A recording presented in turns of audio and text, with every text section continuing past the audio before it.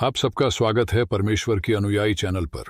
आज हम 5 उन गलतियों के बारे में आपको बताएंगे जो प्रार्थना करते समय हमें भूल कर भी नहीं करनी चाहिए। प्रार्थना एक ऐसा माध्यम है जिसके जरिए हम सीधे परमेश्वर से जुड़ते हैं, हम उनसे मार्गदर्शन प्राप्त करते हैं और हमारी पहुंच प्रार्थना के द्वारा परमेश्वर तक होती है। प्रार्थना ही एक ऐसा माध्यम है जिसके द्वारा हमारा गहरा संबंध परमेश्वर के साथ होता है। प्रार्थना के द्वारा हम अपने दिल की बातों को और अपने मन की बातों को परमेश्वर के सामने रख पाते हैं। प्रार्थना के द्वारा हमारा रिश्ता परमेश्वर के साथ मजबूत होता है और अंधकार की शैतान की शक्तियों से हम छुटकारा पाकर प्रभु में जयवंत और बलवंत और समर्थी होते जाते हैं। क्या आप जानते हैं, शैतान भी इस पवित्र कार्य में बाधा डालने की कोशिश करता है। वह नहीं चाहता कि हमारे रिश्ते परमेश्वर के साथ अच्छे हों, हमारी प्रार्थनाएं परमेश्वर तक पहुंचे और हमारे लिए परमेश्वर प्रार्थना के द्वारा बड़े बड़े काम करें। जी हां दोस्तों, शैतान हमें प्रार्थना में गलतियां करने के लिए प्रेरित करता है ताकि हमारा प्रभाव प्रार्थना में कम हो जाए और हमारी प्रार्थनाएं परमेश्वर तक न पहुंचने पाए। ये 5 गलतियां हम जानबूझकर नहीं करते, बल्कि शैतान हमारे प्रार्थनाओं में बाधा डालने के लिए हमारे ऐसे विचार डालकर हमसे ऐसी गलतियां करवाता है। इन गलतियों से बचना हमको बहुत जरूरी है ताकि हमारी प्रार्थनाएं परमेश्वर तक पहुंचे, हमारी प्रार्थनाएं प्रभावशाली हों और परमेश्वर के अनुग्रह को हम अपनी प्रार्थना के द्वारा पा सकें। इन 5 गलतियों को जो हमें प्रार्थना करते समय नहीं करनी चाहिए। नंबर 1 गलती, मन लगाकर प्रार्थना करें, जल्दीबाजी न करें। जब हम प्रार्थना करते हैं, संपूर्ण मन से और विश्वास के साथ प्रार्थना करनी चाहिए, लेकिन शैतान हमें जल्दबाज बना देता है ताकि हम जल्दी जल्दी अपनी प्रार्थना को खत्म करें और आशीष से वंचित हो जाएं। इस वजह से हमारी प्रार्थनाएं आज आधी अधूरी रह जाती हैं और हम परमेश्वर से पूरी तरह से नहीं जुड़ पाते। शैतान हमें यह भूलने पर मजबूर करता है। प्रार्थना केवल शब्दों का उच्चारण नहीं है, बल्कि यह गहरी भावनात्मक और आध्यात्मिक हिस्सा है। यदि हम जल्दीबाजी में परमेश्वर से प्रार्थना करेंगे तो हम परमेश्वर के साथ जो गहरा रिश्ता होता है उसको खो देंगे। इसीलिए प्रार्थना करते समय यह गलती हम कभी न करें। जब भी प्रार्थना के लिए बैठें, अपने मन को शांत करें, दृढ़ विश्वास के साथ धैर्यपूर्वक प्रभु से प्रार्थना करें और यह जाने कि प्रार्थना एक पवित्र क्रिया है जिसे परमेश्वर के साथ ध्यानपूर्वक करना चाहिए। हमें परमेश्वर के लिए समय निकालना चाहिए।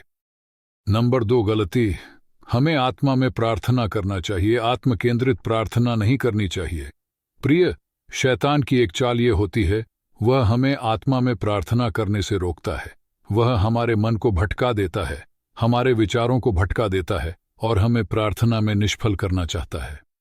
जब हम परमेश्वर के साथ आत्मा में होकर प्रार्थना करते हैं, हमारा परमेश्वर के साथ अटूट रिश्ता बनता है और हमारी प्रार्थना का प्रतिफल हमें मिलता है और परमेश्वर हमें आशीषों में बढ़ता जाता है। प्रिय भाई बहनों, इसीलिए शैतान नहीं चाहता कि हम आत्मा में प्रार्थना करें। वह चाहता है कि हम भटकें, गिरें और हमारी प्रार्थना को परमेश्वर न सुने। इसलिए वह हमारे मन में उथल पुथल और दूसरे विचारों को लेकर आता है ताकि हम आत्मा में एक मन होकर प्रभु के साथ बैठकर प्रार्थना न कर सकें। तो प्रिय भाई बहनों, हमें ऐसी गलती को नहीं करना है। हम जब भी प्रार्थना करें, पूरे शांत मन से आत्मा में होकर प्रभु से प्रार्थना करें। तब हमारा परमेश्वर जो स्वर्ग में है आपकी प्रार्थना को सुनेगा और आपके लिए बड़ा प्रतिफल देगा। नंबर 3 गलती, हम केवल अपने बारे में सोचते हैं, दूसरों के लिए प्रार्थना नहीं करते, उनकी जरूरतों को नजरअंदाज कर देते हैं। यह प्रार्थना का गलत तरीका है। बाइबल हमें सिखाती है कि हमें दूसरों के लिए भी प्रार्थना करनी चाहिए। हमें यह सोचने पर मजबूर करती है कि हम केवल अपनी इच्छाओं की पूर्ति के लिए प्रार्थना करेंगे तो हम स्वार्थी कहलाएंगे। ऐसी प्रार्थना को परमेश्वर नहीं सुनता है।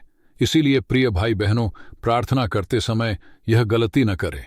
सबके लिए प्रार्थना करें, दूसरों के लिए प्रार्थना करें और अपने लिए भी प्रार्थना करें। नंबर 4 गलती, क्षमा न करना, कड़वाहट रखना और दूसरों से बैर रखना। और फिर हम प्रभु के साथ समय बिताते हैं, प्रार्थना करते हैं, लेकिन मन में कड़वाहट और बैर भाव सब भरा पड़ा है। यदि हमारे जीवन में यह सब बैर भाव और कड़वाहट भरी रहती है तो हम प्रार्थना करते हैं तो हमारी प्रार्थनाओं का प्रभाव कम हो जाता है। बाइबल में हमें सिखाया गया है, अपने पड़ोसी से समान प्रेम करो, दूसरों को क्षमा करो। जब हम क्षमा करते हैं और प्रेम रखते हैं तो परमेश्वर हमारी प्रार्थना को सुनता है। शैतान इस गलती को हमारे जीवन से बहुत चतुराई के साथ करता है।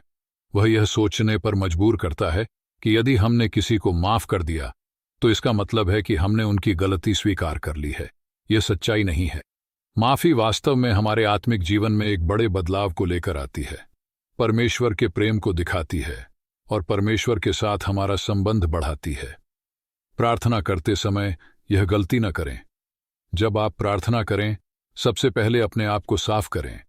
मन में कड़वाहट न रखें, दया करें। नंबर 5, गलती। प्रार्थना को केवल औपचारिक रूप में करना हमें सोचने पर मजबूर करता है कि लोग ज्यादातर यह सोचकर प्रार्थना करते हैं कि यह हमारा रूटीन है और प्रार्थना को रूटीन की तरह मानने लगते हैं, तो हमारी प्रार्थना का वास्तविक प्रभाव चला जाता है। हम परमेश्वर से सही से नहीं जुड़ पाते।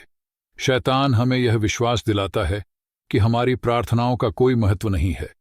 इससे हमारी प्रार्थनाओं में और परमेश्वर के बीच में और भी अधिक दूरी हो जाती है। जब हम मन लगाकर विश्वास के साथ प्रार्थना करते हैं तो परमेश्वर हमारी सुनता है। अंत में मेरे साथ आप परमेश्वर से आशीष पाने के लिए यह प्रार्थना करें।